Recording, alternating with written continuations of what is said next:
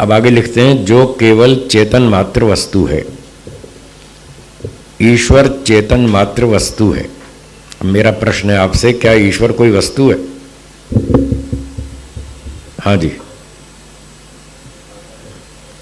क्या नाम बताया था आपने? जयदीप जी, आप बताइए, ईश्वर कोई वस्तु है क्या? हाँ या ना? देखो सोच में पड़ गए। इसमें तो लिखा है, आपको समझ में आता है? आप स्वीकार करने को तैयार हैं या नहीं, ईश्वर कोई वस्तु है?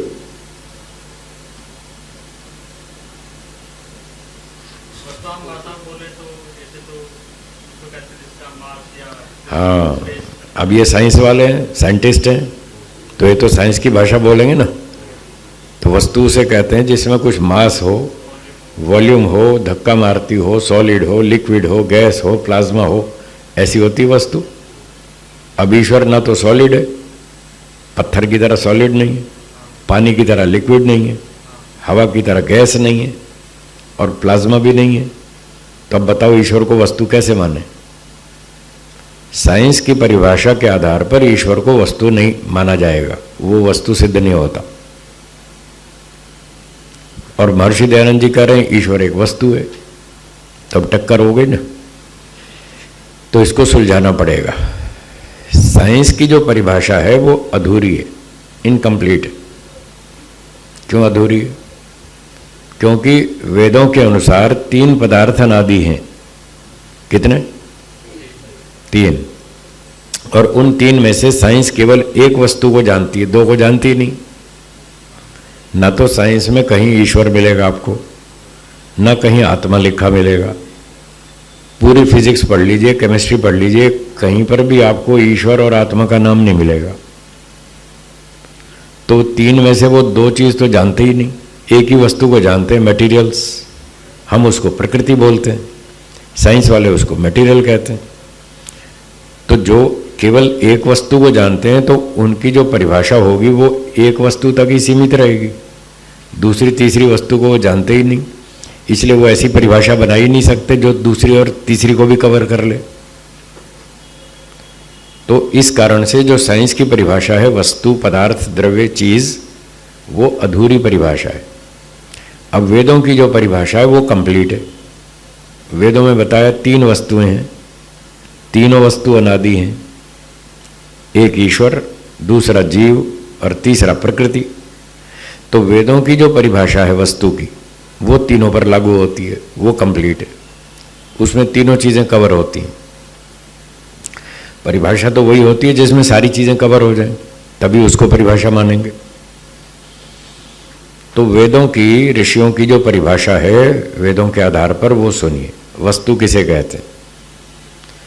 और आप भी बोलिए मेरे पीछे, वस्तु उसे कहते हैं जिसमें कुछ गुण हो। हाँ, ये है वस्तु की परिभाषा। गुण मतलब आपकी फिजिक्स की भाषा में प्रॉपर्टी। वस्तु मतलब सब्सटेंस। वस्तु उसे कहते हैं जिसमें कुछ गुण हो, प्रॉपर्टी हो। बिना गुण के कोई द्रव्य नहीं होता, और कोई द्रव्य बिना गुण के नहीं होता। गुण और द्रव्य सदा साथ साथ रहते हैं। तो यही बात साइंस वाले मानते हैं, यही बात दर्शन और वेद मानता है। तो गुण और द्रव्य सदा साथ साथ रहते हैं। तो कोई ऐसा द्रव्य नहीं जिसमें गुण ना हो। तो जिसमें गुण होंगे उसको द्रव्य कहेंगे, वस्तु कहेंगे। ठीक है। अब इस परिभाषा के अनुसार ये बताइए, ईश्वर में गुण है या नहीं? जयंती भाई जी, ईश्वर में गुण है ना? इच्छा है, ज्ञान है, बल है, आनंद है, न्याय है, दया है, सेवा है, परोपकार है। कितने सारे गुण हैं, हजारों गुण हैं। जब ईश्वर में गुण हैं तो ईश्वर वस्तु हुआ या नहीं? हो गया ना? इसलिए महर्षि जी कह रहे हैं ईश्वर एक वस्तु है। अब यही परिभाषा आत्मा पर लागू करेंगे। जीव या आत्मा या जीवात्मा एक ही बात है। क्या आत्मा में कुछ गुण हैं या नहीं? है जी? आत्मा में गुण हैं या नहीं? आपके अंदर इच्छा नहीं क्या? इच्छा एक गुण है। आपके अंदर इच्छा है या नहीं है ना? थोड़ी, अब ज्यादा ज्यादा। यही तो दिक्कत है यही तो समस्या है। ढेर सारी इच्छाएं पाल रखी। ये जो ढेर सारी इच्छाएं पाल रखी यही तो दुख दे रही। वो सारी इच्छाएं पूरी होती नहीं, होती है नहीं होती ना। इच्छाओं को पूरा करने से इच्छाएं बढ़ती जाती हैं, हाँ या ना? क्या किसी व्यक्ति की सारी इच्छाएं पूरी हो सकती हैं? जयदेव जी, सारी इच्छाएं A to Z, जितनी इच्छाएं मन में है, क्या सारी पूरी हो जाएंगी? नहीं होंगी ना। जो इच्छाएं पूरी नहीं हो पाएंगी वो सुख देंगी या दुख देंगी? बस तो ये समझ लो, आज की क्लास का ये पहला फार्मूला सुन के जाओ, याद करके जाओ। हमारे दुखों का कारण, बहुत बड़ा कारण हमारी इच्छाएं हैं।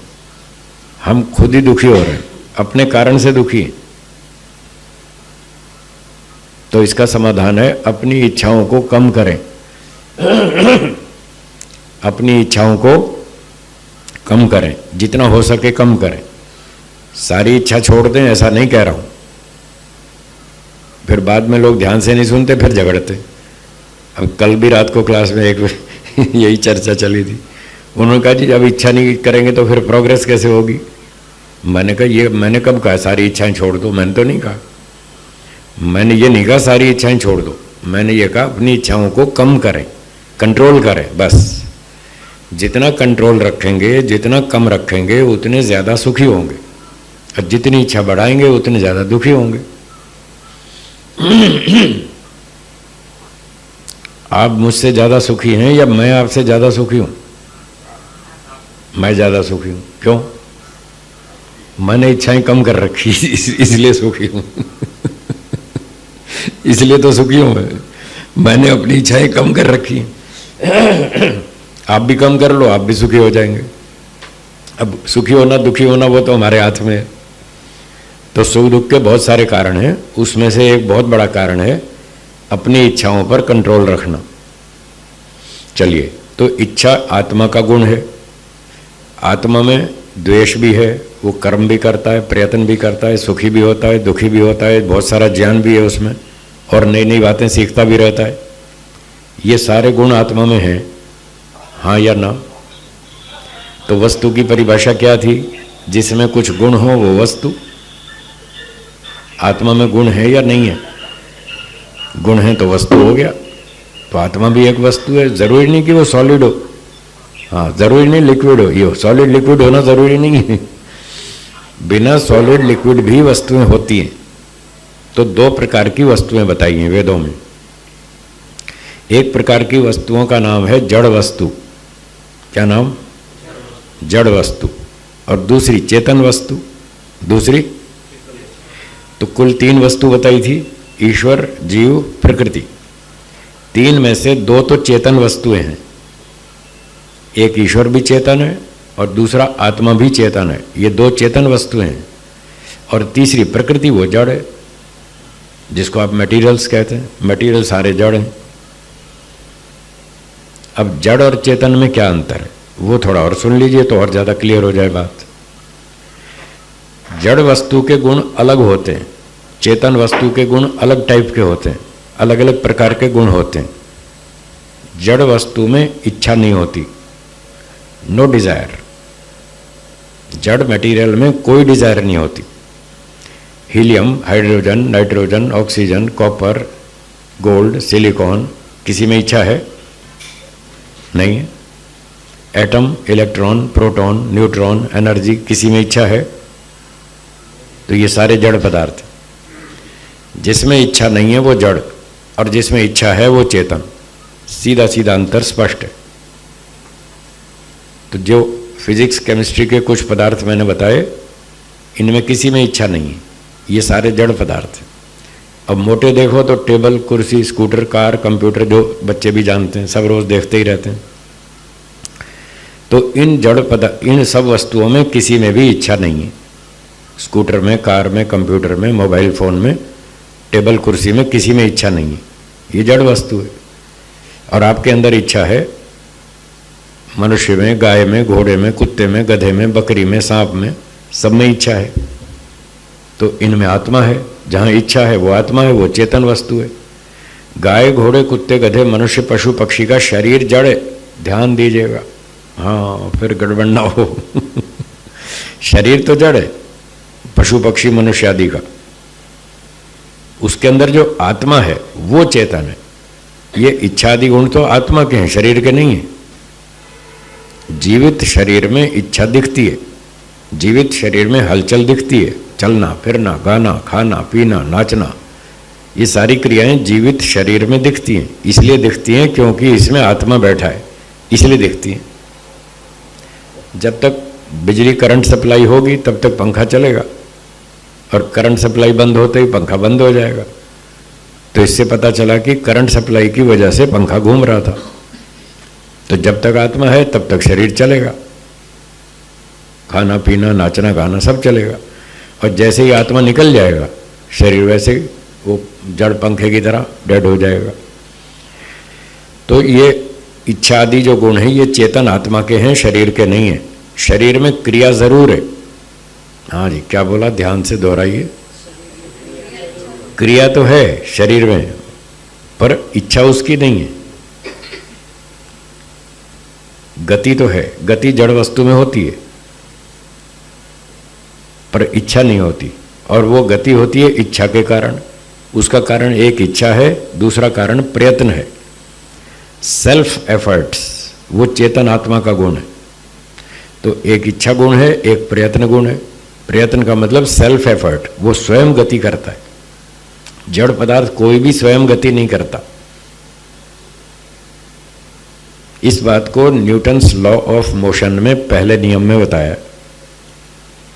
एक बॉडी बताई, एक फोर्स बताई, दो चीज बताई ना।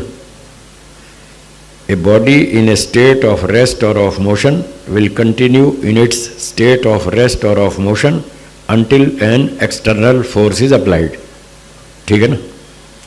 तो जो बॉडी है वो जड़ पदार्थ है, वो तब तक नहीं हिलेगी जब तक उस पर आप फोर्स नहीं लगाएंगे। वो फोर्स क्या है, वो चेतन है। तो वो भी दो तरह की वस्तुएं स्वीकार कर रहे हैं। अब साइंस वालों को दिखती है नहीं दिखती वो जाने, पर न्यूटन तो कह रहे हैं उनको तो दो चीज दिखती हैं, एक बॉडी है, एक फोर्स है। तो ये शरीर क्या है, बॉडी, और आत्मा क्या है, फोर्स है। वो इसको चलाता है। अब जब फोर्स निकल गई तो बॉडी डेड पड़ी है यूं की यूं। तो शरीर जड़ वस्तु है, आत्मा चेतन है। और इसी तरह ईश्वर भी चेतन है। ईश्वर में भी इच्छा है, जैसे हमारे अंदर इच्छा है, ईश्वर में भी इच्छा है। इच्छाएं दो प्रकार की होती हैं। कितने प्रकार की? एक स्वार्थ की इच्छा, एक परोपकार की इच्छा। हाँ बोलिए, कौन कौन सी? दो तरह की इच्छाएं होती हैं। आत्मा में दोनों तरह की इच्छा है, स्वार्थ की भी है, परोपकार की भी है, दोनों है।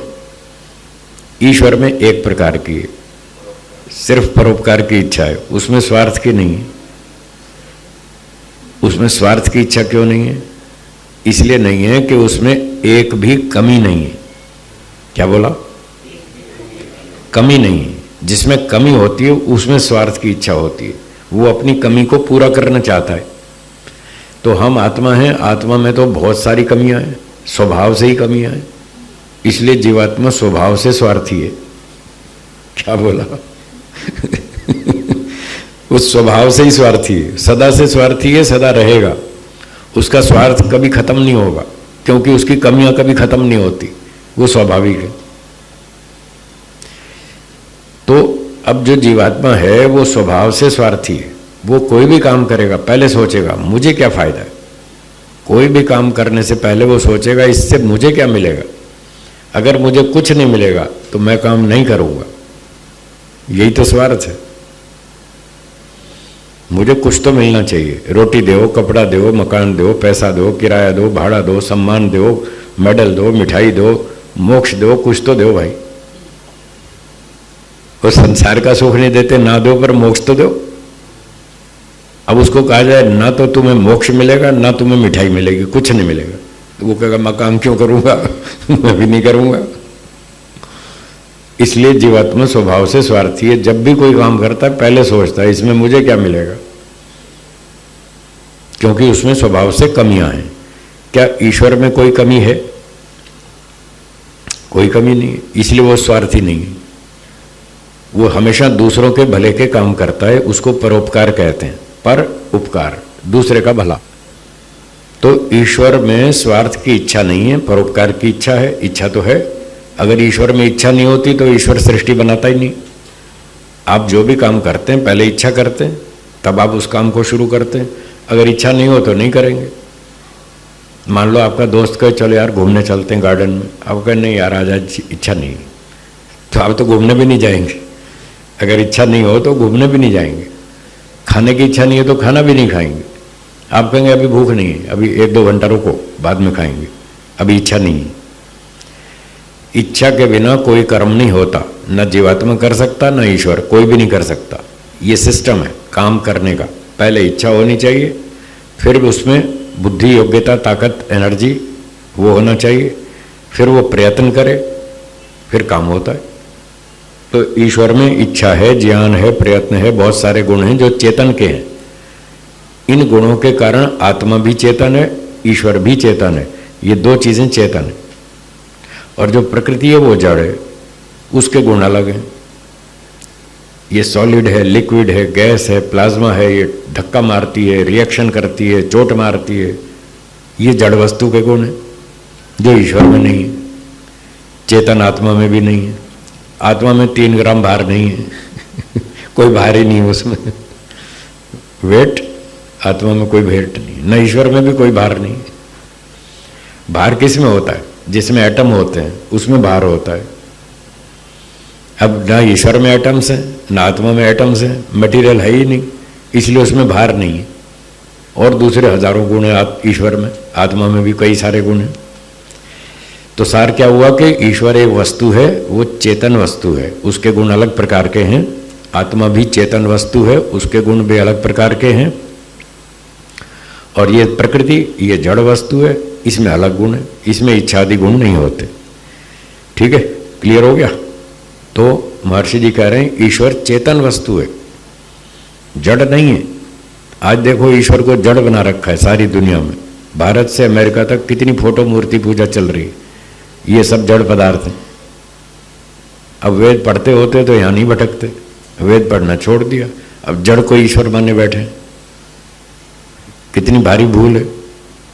इस भूल से बचना हो तो फिर चेतन ईश्वर को समझना पड़ेगा, तो इस गलती से बच सकते हैं।